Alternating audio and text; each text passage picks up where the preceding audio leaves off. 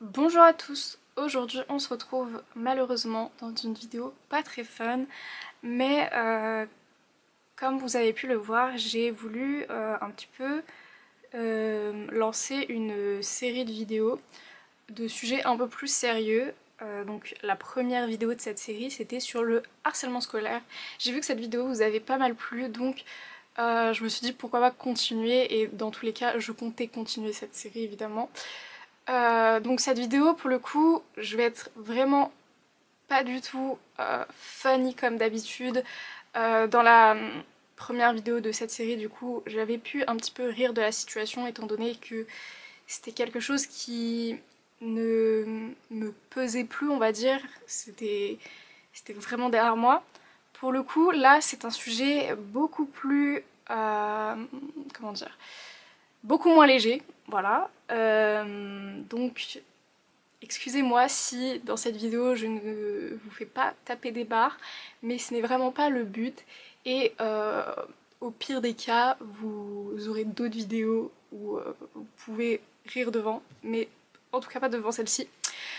Évidemment je vais me préparer en même temps puisque, étant donné que justement c'est un sujet très très dur pour moi, là je ne vais vraiment pas pouvoir faire comme dans la dernière vidéo et juste vous parler face cam sans rien faire à côté. Déjà à savoir, si je ne suis pas joyeuse, c'est que je ne vais pas très bien, j'ai hyper mal à l'estomac, donc c'est pas que j'ai pas envie d'être joyeuse, c'est juste que bah, je ne vais pas bien.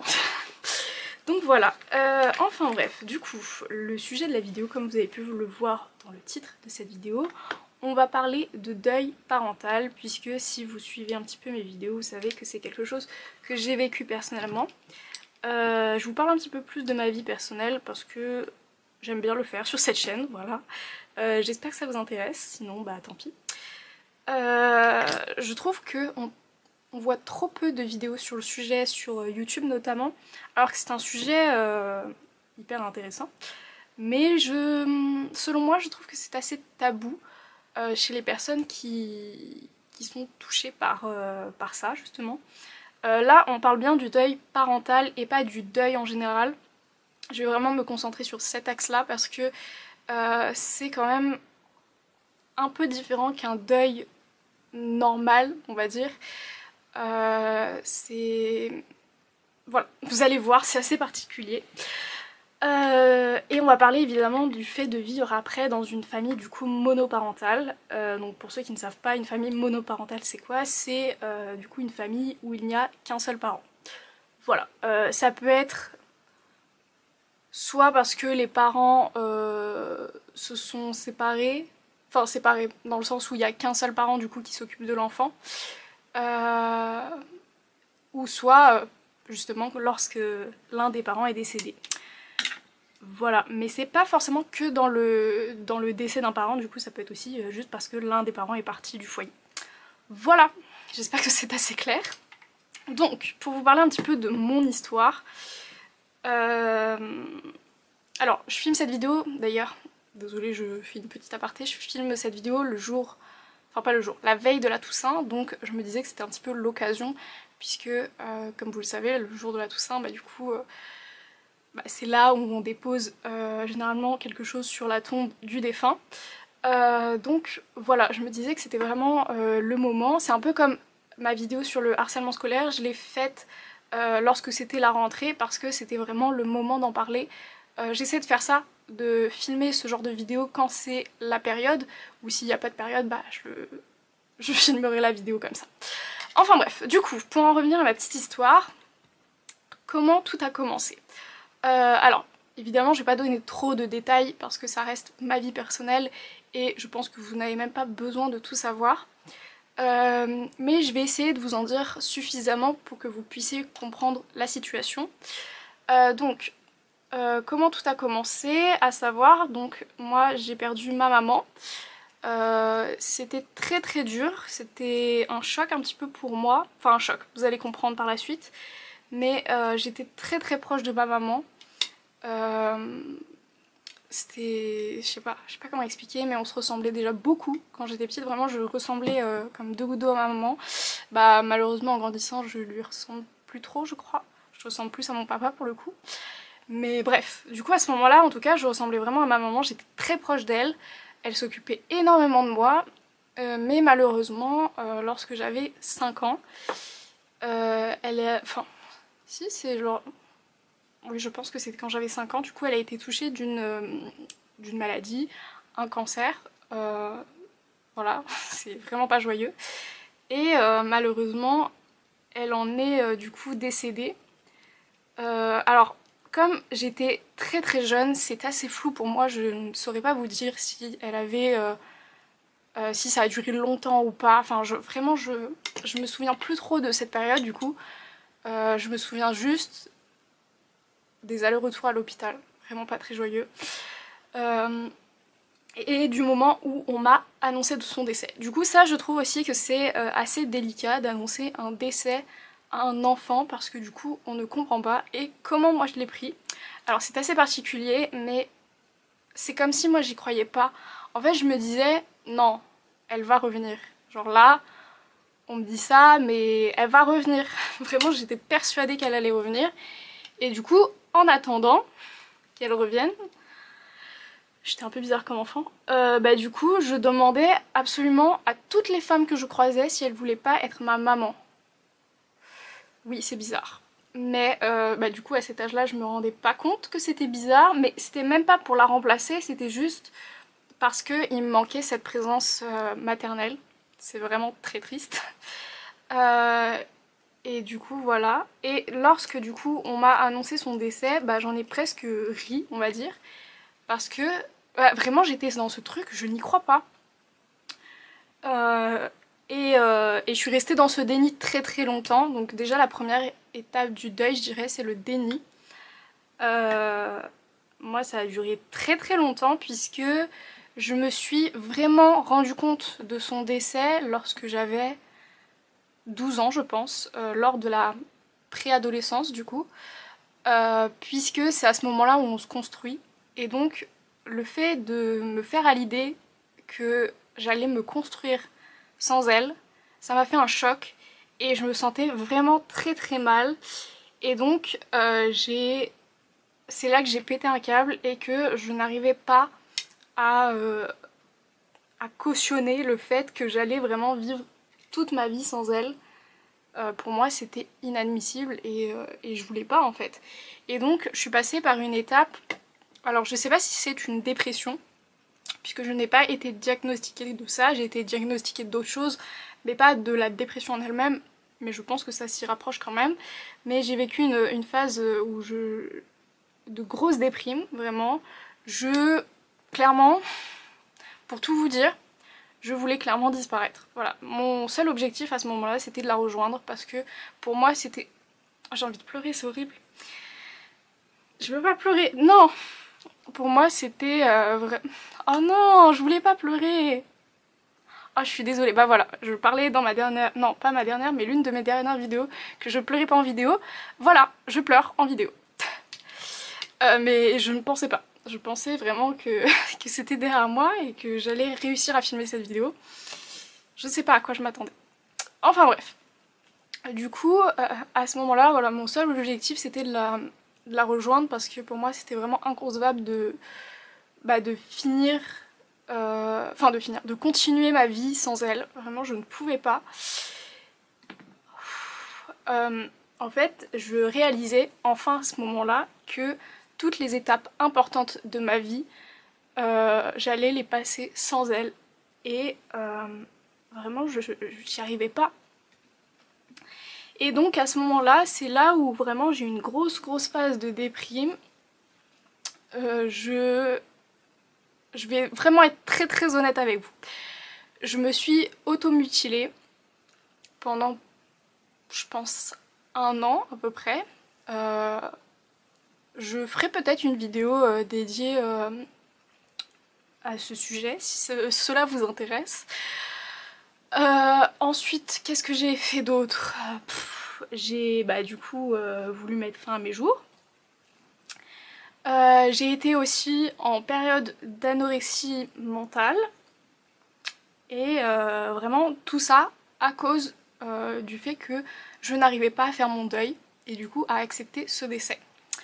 Donc, mine de rien, quand vous pensez qu'un enfant va très bien, bah peut-être qu'enfant il va très bien, mais lorsqu'il se rend compte des choses, du coup, comme moi, à la préadolescence ou même à l'adolescence, eh bien la désillusion fait très mal, je vous assure, vraiment, moi ça m'a fait un choc.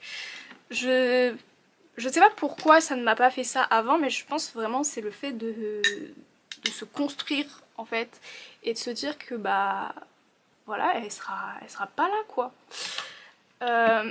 Mais vraiment c'est à mon entrée au collège où déjà ça n'allait pas trop, genre vers la sixième, mais beaucoup plus lors de ma cinquième. Je sais pas pourquoi, quand j'étais en cinquième, vraiment c'est là où je me suis dit merde quoi, j'y arriverai pas.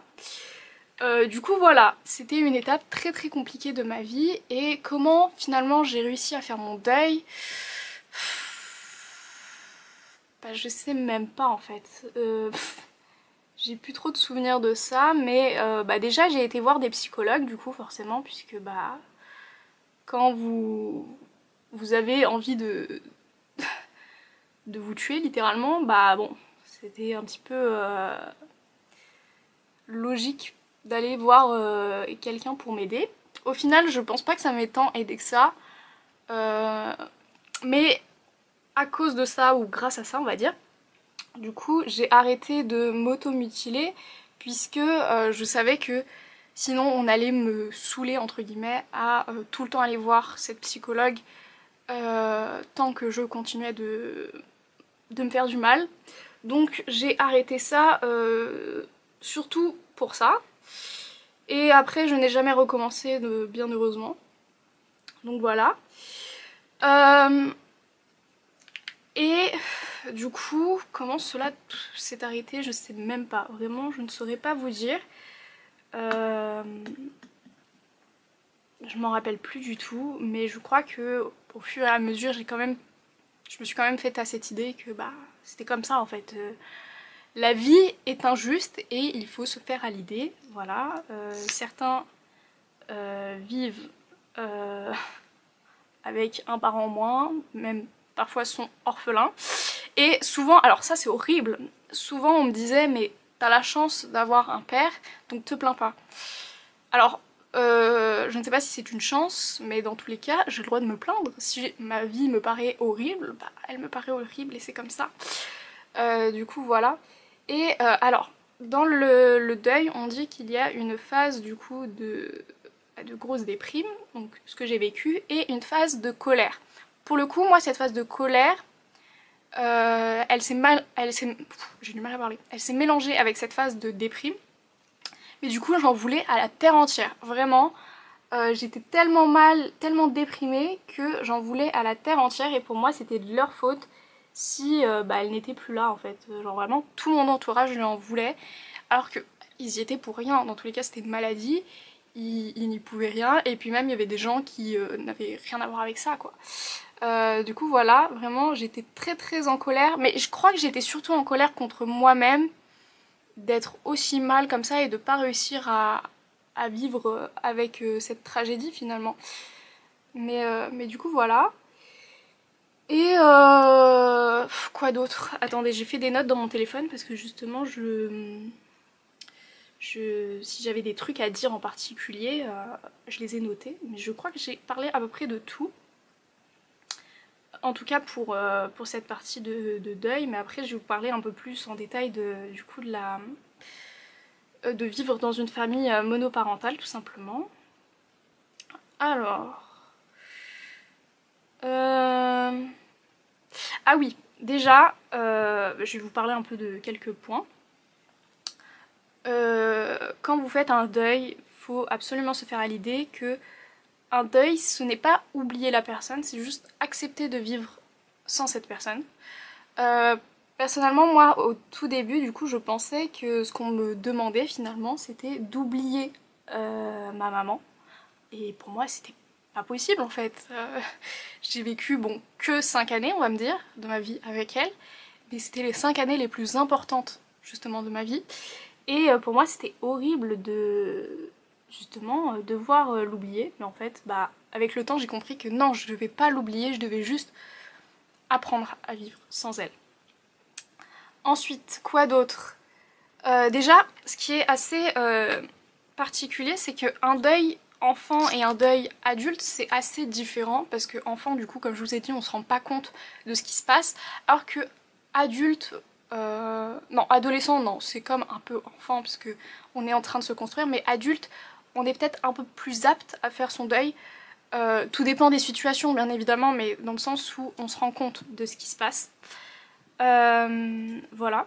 Alors, ce qui est horrible dans le deuil aussi, c'est...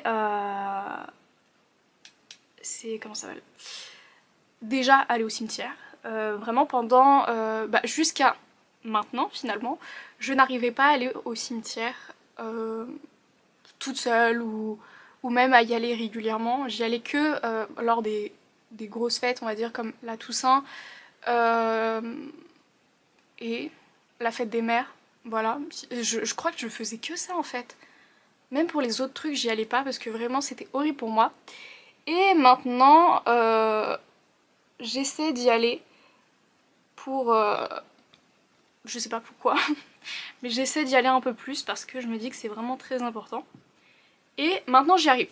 Je sais qu'il y a des gens qui n'y arrivent jamais et qui ne vont pas au cimetière, et je pense qu'il ne faut pas les blâmer parce que chacun vit son deuil différemment et certains n'y vont jamais et c'est comme ça.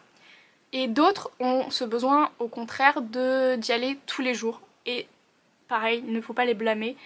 Dans tous les cas, quand une personne décède, une personne très proche de vous bien évidemment, on y pense chaque jour. Il n'y a vraiment pas un jour qui passe sans qu'on y pense. Peut-être ça dépend des personnes, mais pour ma part vraiment, je ne cesserai d'y penser, je pense. Je ne cesserai d'y penser, je pense. Très répétitif cette phrase, Clara. Ensuite, déjà, chose à savoir, un deuil c'est très long. Voilà, pour ma part, du coup, ça a pris... Alors, ça a pris 7 ans. Bah non, parce qu'à 12 ans, je l'ai pas vraiment fait, mais... Oh, ça a bien pris 10 ans, je pense. J'ai vraiment pris... Ouais, c'est peut-être vers mes 15 ans où, ça y est, j'avais fait mon deuil, j'ai accepté tout ça. Donc voilà, c'est très très long de faire un deuil. Et certains disent qu'on ne le fait jamais complètement. Et je ne sais pas si c'est vrai, mais pour moi déjà à partir du moment où on ne pleure plus tous les jours, c'est déjà une grande avancée. Ensuite, quoi d'autre, Ah oui, chose très horrible aussi durant une période de deuil, c'est les fêtes de fin d'année. D'autant plus quand vous avez perdu cette personne pendant cette période. Pour le coup, moi c'est pas mon cas. Mais dans tous les cas, c'est quand même très très difficile parce que pendant des années, vous fêtez Noël avec cette personne et du jour au lendemain, enfin de l'année à l'année d'après, vous ne fêtez plus Noël avec cette personne. Elle n'est plus là, elle n'est plus à votre table et c'est très très très dur du coup de vivre ça quoi, vraiment c'est assez particulier. Ensuite, du coup maintenant je vais vous parler un peu plus de vivre dans une famille monoparentale. Alors c'est très particulier, pour le coup moi je pense que j'ai été très chanceuse mine de rien, puisque j'ai eu un père très aimant qui a toujours été là et qui ne m'a jamais abandonnée finalement. Pourtant c'était vraiment compliqué cette phase de deuil du coup où j'allais vraiment pas bien. Mais en tout cas, durant mon enfance, il a toujours été là et il a toujours essayé de faire en sorte que je ne ressente pas ce manque, même si bon, il n'a évidemment pas réussi parce que un parent ne peut pas combler ce manque en devenant père et mère en même temps. Un parent, ça ne se remplace pas, tout simplement. Donc voilà, malheureusement, il n'a rien pu y faire parce que c'est comme ça en fait. Mais en tout cas, il a été très présent et je l'en remercie. Et ensuite, quoi d'autre? Bah c'est à peu près tout. Du coup, pour conclure cette vidéo, qu'est-ce que je peux vous dire? Je ne sais pas trop. je vais peut-être vous donner un conseil, c'est que si vous êtes en période de deuil, je vous invite finalement à ne pas, comment dire, ne pas rejeter vos émotions. Tout ce que vous ressentez pendant une période de deuil, que ce soit la colère, le déni, la tristesse, c'est des émotions très très importantes dans ce processus et il ne faut surtout pas les repousser finalement. Faut accepter tout ça. Je sais que c'est dur parce que vous acceptez déjà le décès d'une personne, faut accepter en plus les émotions qui vont avec, mais c'est comme ça. On ne peut pas y faire autrement. Chacun vit son deuil différemment et si vous ne ressentez pas de peine ou de colère ou que vous n'avez pas cette phase de déni, bah c'est normal aussi. On vit vraiment les choses différemment et voilà, c'est normal d'avoir un deuil différent de quelqu'un d'autre. Je sais pas si c'est très clair, mais voilà. Mais en tout cas, acceptez vos émotions telles qu'elles sont et essayez de vous faire aider si votre deuil est beaucoup trop compliqué à faire, puisque justement je sais qu'on peut vite vriller et vouloir rejoindre la personne décédée, mais c'est vraiment pas la chose à faire. Donc voilà, c'est à peu près tout pour cette vidéo. J'espère que j'ai tout dit, ce que je voulais dire. On se retrouve très vite pour une prochaine vidéo, un peu plus joyeuse, je vous le promets. C'est à peu près tout. Bisous!